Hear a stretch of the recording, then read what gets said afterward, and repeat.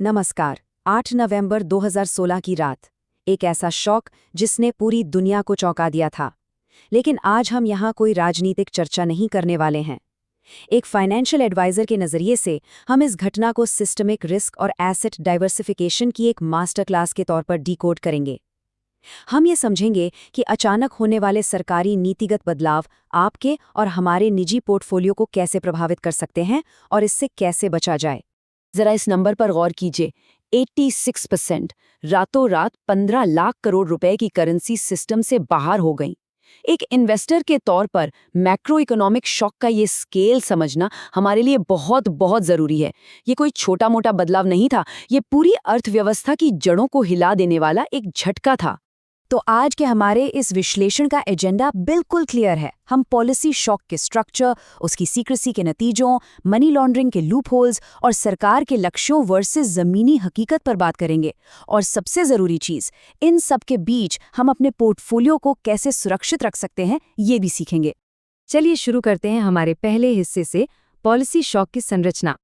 अब अगर हम इतिहास के पन्ने पलटें तो पता चलता है कि भारत के लिए नोटबंदी कोई नई चीज़ नहीं थी। 1946 और 1978 में भी ऐसा हो चुका था, लेकिन वो दोनों कोशिशें बड़े पैमाने पर ब्लैक मनी को रोकने में लगभग फेल रही थीं। उन ऐतिहासिक घटनाओं ने एक तरह से एक बेस तैयार किया, जिसका सबसे एक्सट्रीम और कॉम्प्लेक्स रूप हमें 2016 में देखने को मिला। खासकर तब जब सितंबर 2016 में आरबीआई गवर्नर रघुराम राजन की विदाई हुई और नए नोटों की छपाई बेहद सीक्रेट तरीके से शुरू कर दी गई। अब आते हैं दूसरे हिस्से पर, गोपनीयता, लॉजिस्टिक्स और इसके आर्थिक परिणाम। यहाँ जो सबसे बड़ा लॉजिस्टिकल नाइटमेयर था ना, वो सच में हैरान करने वाला है।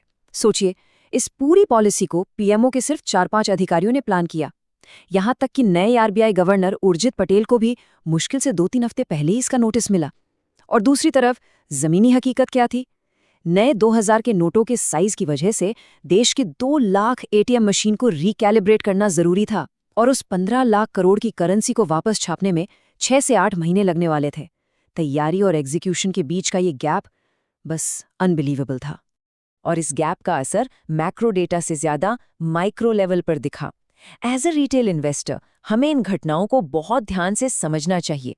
यवतमाल का वो किसान जो अपनी कपास नहीं बेच पाया, चेन्नई की वो विधवा महिला जिसकी जीवन भर की सेविंग्स बिना बैंक अकाउंट के डूब गई, या दिल्ली के छोटे दुकानदारों का एकदम से ठप पड़ा कैश फ्लो, ये सब इस बात का कड़वा सच है कि अगर आपके पास लिक्विडिटी बफर नहीं है तो अचानक हुए ऐसे पॉलिसी बदलाव आपको पूरी तरह तबाह कर सकते हैं।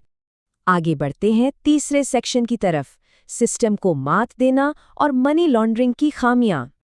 अब ये बात बहुत दिलचस्प है। पैरेलल इकोनॉमी ने महज 2 हफ्ते के अंदर अपने रास्ते निकाल लिए। एक तरफ आम इंसान अपने ही पैसों के लिए 4-4 घंटे लाइनों में लगा था, और दूसरी तरफ जो सोफिस्टिकेटेड नेटवर्क्स थे, उन्होंने बड़ी सफाई से कुछ स्टेप्स फॉलो किए। गरीबों के जीरो बैलेंस जनधन खातों में कमीशन देकर कैश डालना, पुराने नोटों से धड़ल्ले से सोना खरीदना और 20 से 30% का भारी प्रीमियम देकर हवाला नेटवर्क्स का इस्तेमाल करना। ब्लैक मनी खत्म करने का इरादा इन लूप होल्स के सामने काफी कमजोर पड़ गया। हमारा चौथा हिस्सा है घोषित लक्ष्य बनाम आरबीआई डेटा। चलिए जरा फैक्ट्स पर नजर डालते हैं। तो सबसे क्रूशियल पॉइंट यहीं पर है। अगस्त 2018 में जब आरबीआई ने अपनी एनुअल रिपोर्ट निकाली तो पता चला कि बैन की गई करेंसी का 99.3%, जी हाँ 99.3% पैसा वैध रूप से बैंकिंग सिस्टम में वापस आ गया था। तो ब्लैक मनी को खत्म करने का जो प्राइमरी गोल था वो ऑब्जेक्टिवली फेल हो गया। इसका सीधा सा मतलब ये है कि या तो देश में उस पैमाने पर नकद के रूप में ब्लैक मनी था ही नहीं, या फिर सिस्टम को बहुत ही स्मार्टली बीट कर दिया गया। इतिहास को निष्पक्ष रूप से देखें तो हमें उन चेतावनियों को भी याद रखना होगा जो स्वतंत्र अर्थशास्त्रियों ने दी थीं। पूर्व प्रधानमंत्री मनमोहन सिंह जी ने इसे ऑर्गेनाइज्ड लूट कहा था, और हाल ही में 2023 में सुप्रीम कोर्ट की जस्टिस बीवी नागरत्ना ने भी अपने असहमति वाले फैसले में साफ कहा कि आरबीआई को सिर्फ एक रबर स्टैम्प की तरह काम नहीं करना चाहिए। ये चीजें दिखाती हैं कि किसी भी बड़े आर्थिक ट्रांजिशन में केंद्रीय बैंक का इंडिपेंडेंट होना कितना जरूरी है।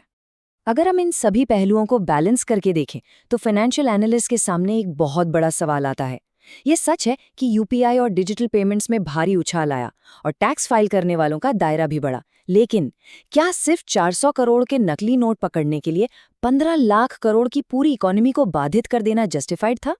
एक एनालिटिकल इन्वेस्टर को खुद से ये पूछना चाहिए कि क्या डिजिटल इंफ्रास्ट्रक्चर की इस छलांग ने उन छोटे व्यवसायों के नुकसान की भरपाई की जो इस दौरान बर्बाद हो गए?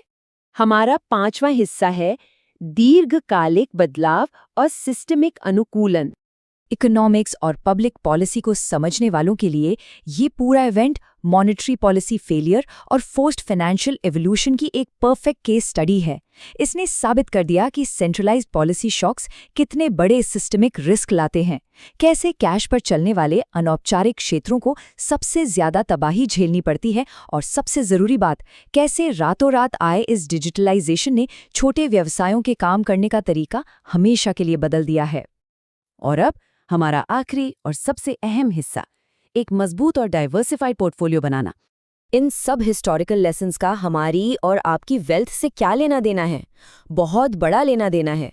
एक प्रूडेंट इन्वेस्टर कभी भी अपनी पूरी पूंजी किसी एक एसेट क्लास पर निर्भर नहीं रखता। पर्सनल एसेट डाइवर्सिफिकेशन यही तो है। चाहे वो फिजिकल गोल्ड हो, रियल एस्टेट हो, स्टॉक मार्केट हो या फिर एफडी, आपके पोर्टफोलियो में वैरायटी होनी ही चाहिए।